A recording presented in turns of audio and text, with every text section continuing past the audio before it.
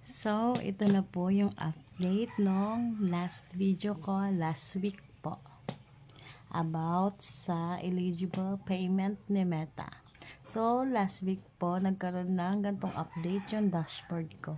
Get paid after earning $25 and then once you have earned $25, you will be eligible to get paid. So, nung kwenta ko po kasi meron na akong $26.6 na ma-earn. Sabi ko po, antayin ko po kung totoo na ilagay na ni Meta yung $25 na yan sa account ko. At ito nga po yung update.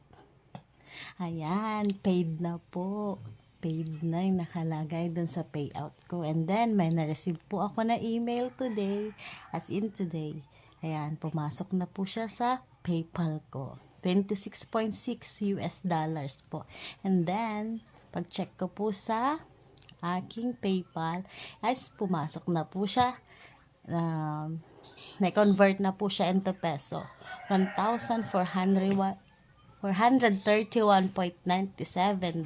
O, diba? Totoo nga, diba?